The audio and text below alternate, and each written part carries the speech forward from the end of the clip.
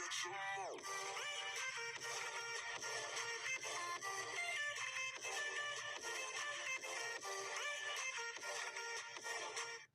terkasih dalam nama Tuhan Yesus, pada kesempatan kali ini saya akan membahas beberapa video nantinya yang akan berkesinambungan tentang teologi sistematika. Maka secara definisi teologi sistematika, teologi berasal dari bahasa Yunani dengan akar kata theos dan logos. Theos itu artinya Allah atau dewa.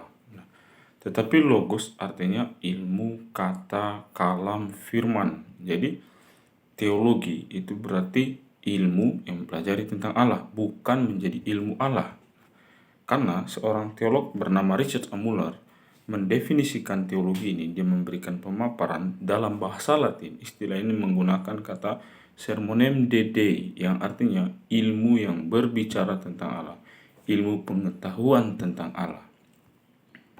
Dan Anselmus menekankan 3 hal penting dari teologi, yaitu yang pertama, fides quaerens intellectum, artinya iman mencari pemahaman. Yang kedua, intellectus fidei, yang artinya teologi harus merupakan pengetahuan iman. Yang ketiga, credo ut intellegam, artinya aku percaya supaya aku mengalami apa yang kuimani. Dari pernyataan Anselmus ini, kita harus memahami dan memberikan sebuah kesimpulan bahwa berteologi artinya mengerti, memahami, melandasi konsep iman pribadi kita, konsep iman kita, sehingga kita bisa hidup sekaligus menghidupi iman kita. Artinya kita beriman, kita mengerti apa yang kita imani gitu. Karena ada banyak orang ketika ditanya, apakah dasar kamu percaya kepada Tuhan? Di agama kami diajarkan hanya untuk percaya.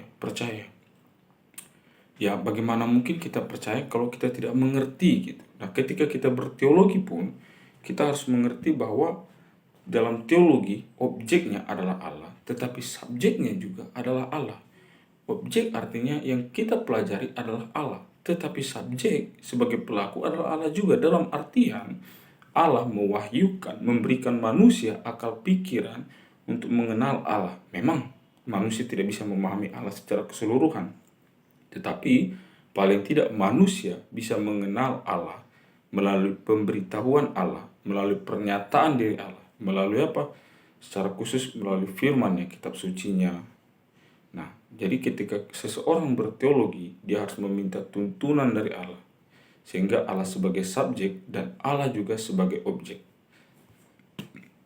Dan maknanya yang pertama, teologi dan makna dari poin yang mengatakan teologi sebagai objek dan objeknya adalah Allah, dalam teologi subjeknya juga adalah Allah. Yang pertama, teologi menguraikan pernyataan Allah itu sendiri.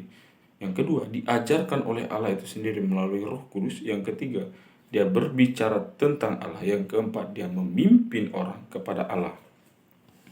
Jadi kalau dia berteologi, tapi teologi yang diajarkan itu tidak menuntun kita pada Allah, tidak diajarkan menggunakan kitab suci, maka perlu dipertanyakan status berteologinya. Karena ada banyak orang yang ketika berteologi atau menyampaikan kebenaran firman Tuhan tanpa membuka Alkitab, atau membuka Alkitab tapi mencopot-copot tanpa memperhatikan konteks, maka perlu dipertanyakan statusnya dalam berteologi.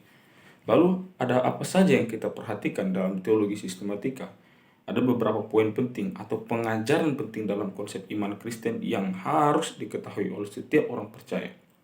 Yang pertama, doktrin Alkitab, untuk menyatakan bahwa Alkitab itu apakah berisi firman Allah, apakah Alkitab itu sebagian dari firman Allah, apakah Alkitab itu firman Allah. Itu yang dipelajari dalam doktrin Alkitab. Nanti kita akan bahas pada video selanjutnya. Lalu yang berikutnya, doktrin Allah.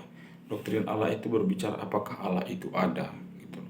Nama-nama Allah dalam Alkitab, apa makna-makna nama-nama Allah tersebut. Lalu yang ketiga, doktrin antropologi dan hamartologi, artinya doktrin manusia dan dosa. Siapa itu manusia, apa itu manusia? Lalu kenapa manusia itu dalam dosa, apa itu dosa? Lalu kita akan membahas juga nantinya doktrin kristologi. Kristologi itu Kristus, ilmu yang pelajari tentang Kristus. Siapa itu Kristus? Apa itu Kristus gitu. Nah, nanti kita akan bahas pada cuplikan selanjutnya. Lalu yang poin berikutnya adalah doktrin pneumatologi atau doktrin Roh Kudus. bagaimana relasi Roh Kudus, apa itu Roh Kudus, relasi Roh Kudus dengan anak, dengan Bapa itu apa, relasi Roh Kudus dengan kita itu apa tujuan Roh Kudus di dalam diri manusia gitu. Lalu kita juga akan membahas tentang doktrin keselamatan atau soteriologi. Lalu kita juga akan membahas tentang doktrin eklesia, artinya doktrin gereja. Gereja itu ada dua, yaitu gereja yang kelihatan dan gereja yang tidak kelihatan. Lalu yang terakhir kita juga akan membahas doktrin eskatologi, yaitu akhir zaman. Di sana juga kita akan membahas tentang amilenialisme, pra-amilenialisme, dan masih banyak hal lagi. Dan ini merupakan doktrin-doktrin yang harus dipelajari oleh orang-orang Kristen. Saudaraku, sebuah kesimpulan singkat saya tentang teologi, Agustinus menyatakan seseorang yang berteologi juga harus menghidupi teologinya. Nah, apakah orang yang berteologi harus sekolah teologi? Belum tentu. Orang yang berteologi adalah kewajiban bagi seluruh orang yang beriman. Kenapa? Karena setiap orang yang beriman harus mempelajari imannya, lalu dia harus menghidupi imannya. Jadi, bukan hanya orang yang sekolah teologi yang berhak mempelajari teologi. Demikian materi singkat saya untuk hari ini. Nantikan video selanjutnya. Tuhan Yesus memberkati.